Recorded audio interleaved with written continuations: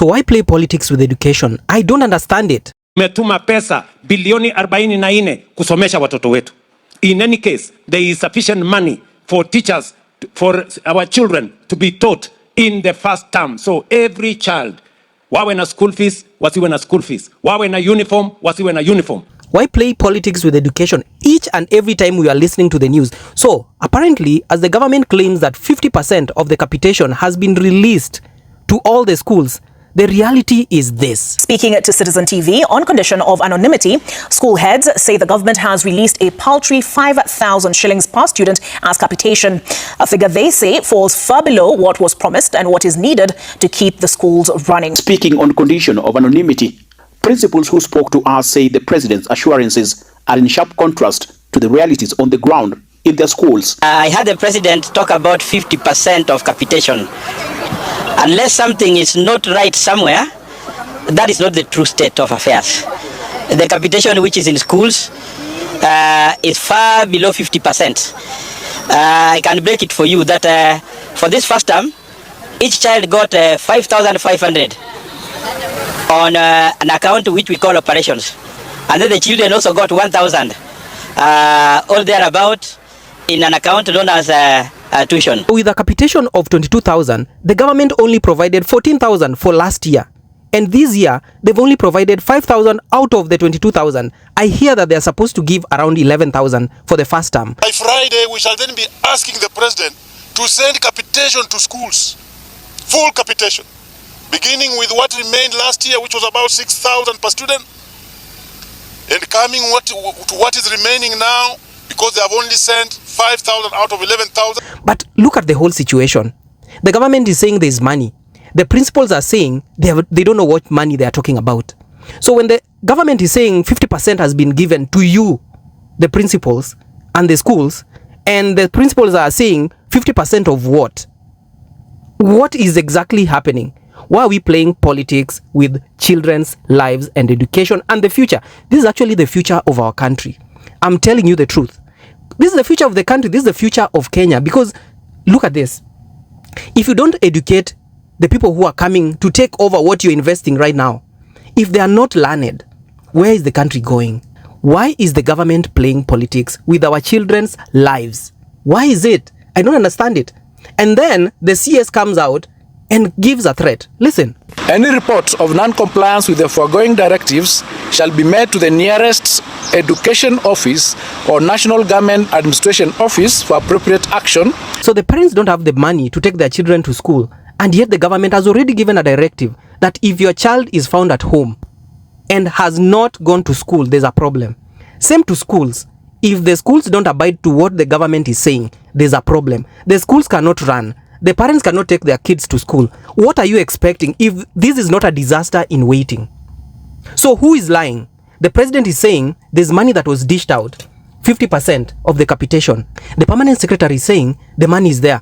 So basically the government is on one page, while on this other side, the schools are saying whatever the government is saying is not the truth. The parents are left in a limbo. They don't have the money to take their children to school, or the government comes for them. Now, where are we going as a people? There are 100,000 who are hiding somewhere. We want to tell them we are coming for you. And yet, if you look, 2.5% of SHA has always been disappearing. The same to e-citizen, where we don't know where some of the money is going. These are all things that are available for us to find in our newspapers and in our reports from the Auditor General and the Controller of Budget. These things are available. The Auditor General has raised the red flag of a shadowy account run by the suppliers of the system, where 2.5% of SHA members' contributions is remitted on either daily or weekly basis without Kenya's approval. So all the money that you guys have been contributing, 2.5% has been remitted either daily or weekly without fail to some other source in an account that is not known. Where is this money going? You can see they've said this and they are on record. Some money is getting lost. At the same time, we are moving around dishing money to invite people to our rallies.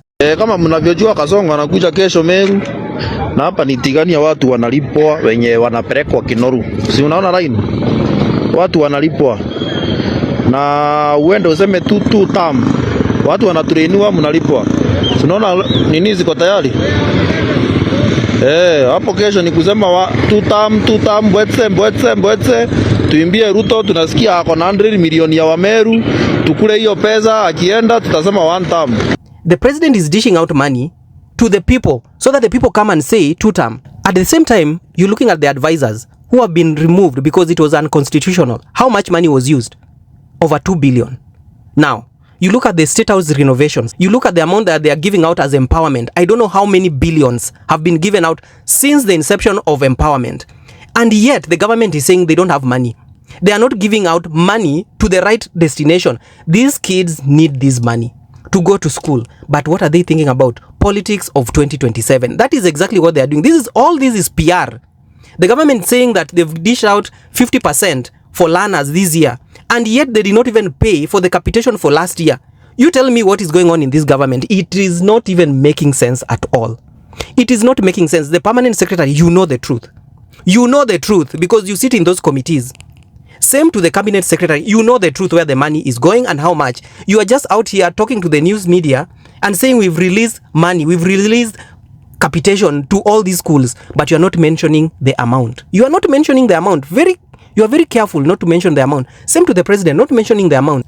Where are our members of parliament when we need them most to say this is what was passed and this is what is happening? No one is out there talking. The cabinet gave a direction of rationalizing the budget before it was submitted to the National Assembly, and that is how the rationalization came in. I want as many people as possible to come out and talk about this school situation, because it doesn't make sense that grade 10 children are not now going to school simply because the government is not doing its part, and there's no transparency and there's no accountability. So if you are listening and you are a part of the government officials, please do your part.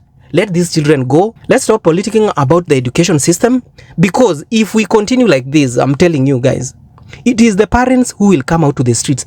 And remember, we are talking about 22,000. If you're in boarding school, it goes upwards of 100,000 Kenya shillings.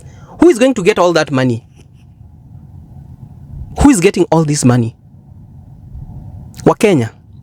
Wakenya, mkiendelea kulalia masikio, if you don't listen to what is going on and you re-elect this government again, mtalia peke yenu.